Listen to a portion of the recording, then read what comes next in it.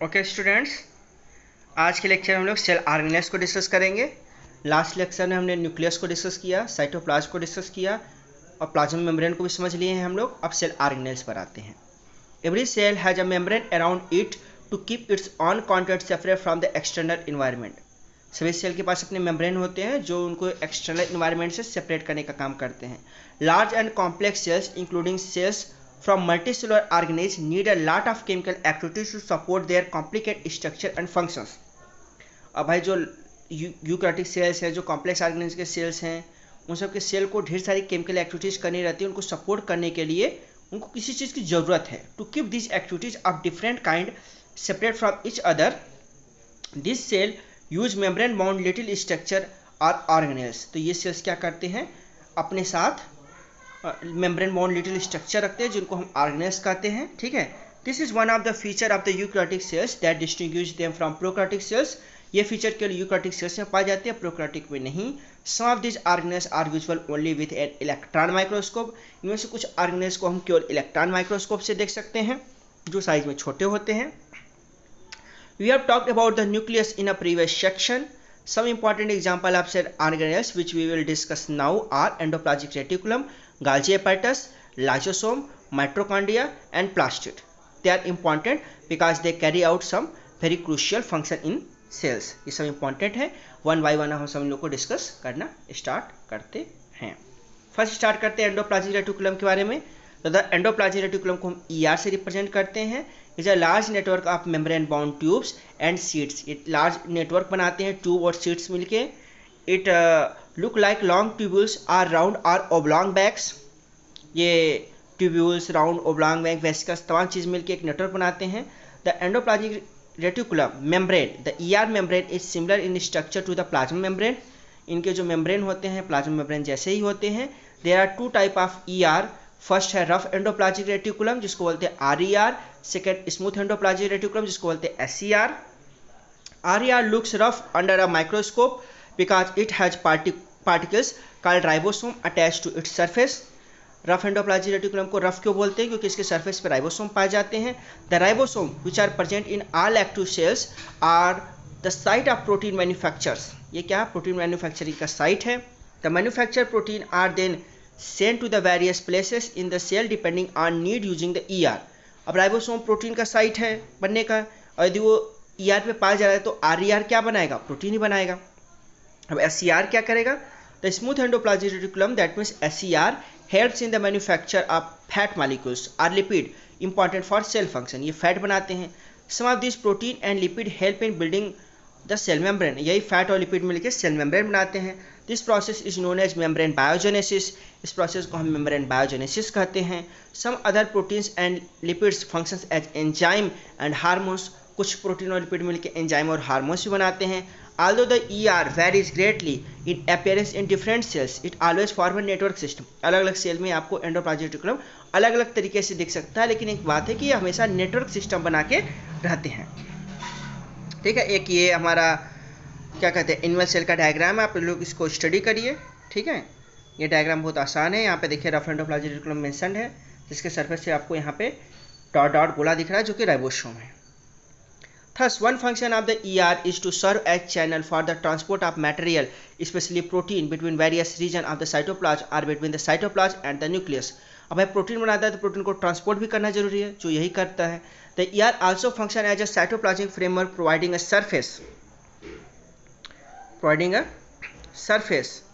for some of the biochemical activities of the cell। Biochemical activities के लिए जो surface provide करने का काम भी यही करता है।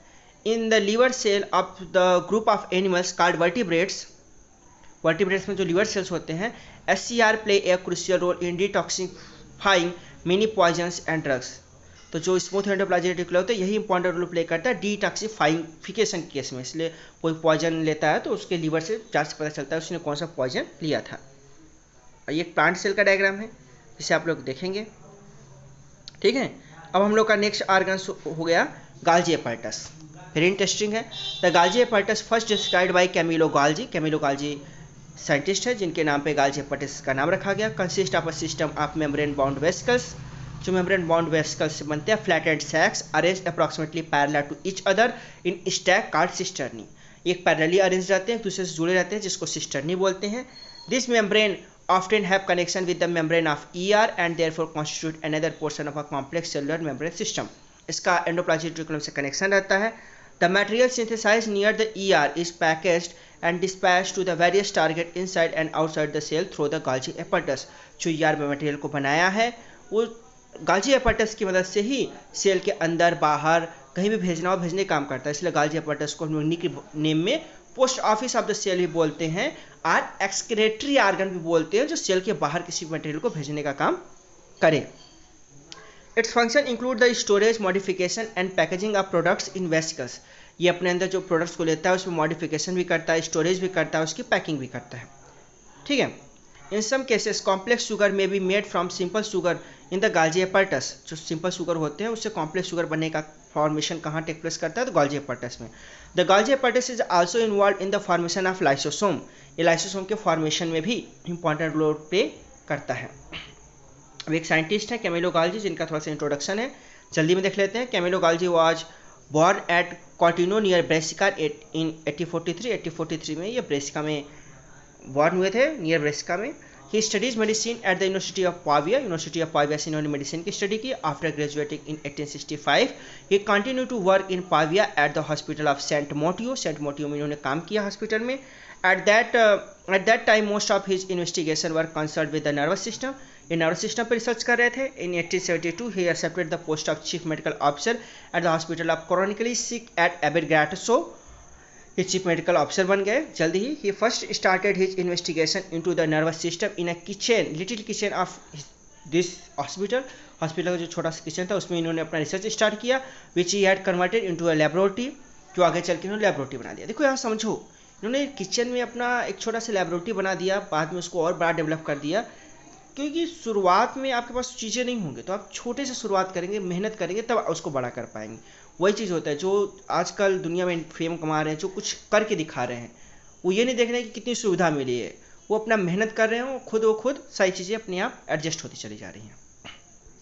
However, the work of greatest importance which Golgi carried out was a revolutionary method of staining individuals nerve and cell structure. Nerve और सेल स्ट्रक्चर को कैसे स्टेन किया जाए इस पर इन्होंने रिसर्च किया। This method is referred to as the black reaction, इसको ब्लैक रिएक्शन बोलते हैं। This method uses a weak solution of silver nitrate and it is particularly valuable in tracing the process and most delicate ramification of the cells. इस process को इसमें silver nitrate use करते हैं जो कि staining करने के काम में आता है, वही सबसे सारी चीज़ें हैं। Although his life he continued to work on these lines, modifying and improving these techniques। इस टेक्निक को इम्प्रूव करते रहे अपने आजीवन। Golgi received the highest honor and award in recognition of his work। He shared the Nobel Prize in 1906 with the Santiago Ramon Cajal for their work on the structure of the nervous system। Nervous system पे काम करने के लिए इनको 1906 में Nobel prize से सम्मानित किया गया। हम लोग बात करेंगे लाइसोसोम के बारे में। तो structural lysosome are membrane bound sacs filled with digestive enzymes।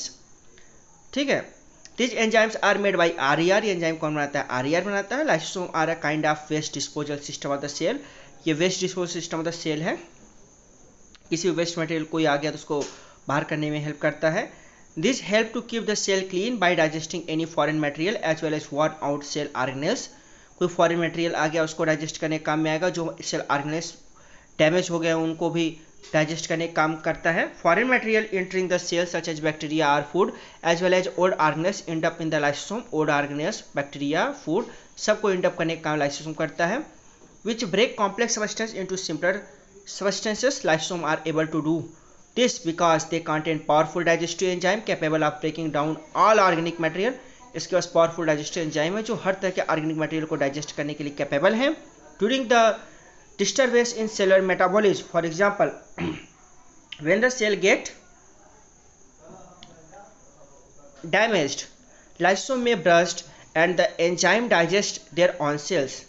जब सेल डैमेज हो जाता है तो लाइसोसोम ब्रस्ट करके अपने ही सेल को पूरा डाइजेस्ट कर लेता है। Therefore lysosome are also known as suicide bag. ये सबसे ज़्यादा इंपॉर्टेंट क्वेश्चन है, सबसे ज़्यादा बार पूछा जाता है कि which cell organ is known as suicide bags. और माइटोकॉन्ड्रिया को डिस्कस करेंगे आज के लेक्चर में।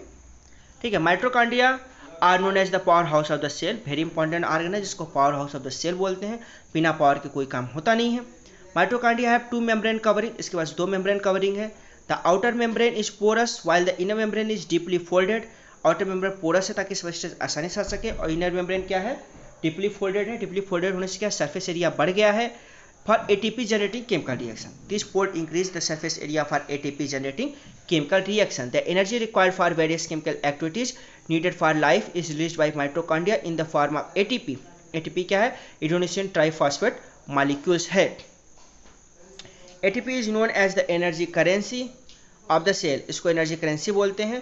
The body uses energy stored in ATP for making new chemical compound and for mechanical work. सारे जो न्यू केमिकल कंपाउंड है, मैकेनिकल वर्क है, ये सब कौन इसकी मदद से होता है, एटीपी की मदद से होता है। ठीक है।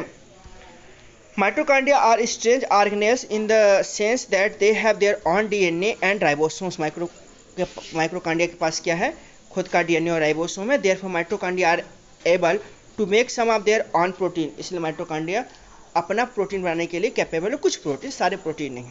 ठीक है, तो माइटोकॉन्ड्रिया इंपॉर्टेंट है, वेरी वेरी इंपॉर्टेंट। बहुत ज़्यादा इससे क्वेश्चन पूछे जाते हैं कि which cell organelle is known as power house of the cell, answer है माइटोकॉन्ड्रिया। रिस्पायरेशन कहाँ टेक प्लेस करता है, तो माइटोकॉन्ड्रिया। ठीक है, तो आज के लेक्चर में इतना ही। नेक्स्ट लेक्चर में जो कि लास्ट लेक्चर होगा, इस चैप्टर को कंप्लीट हम कर देंगे। Thank you, all the best.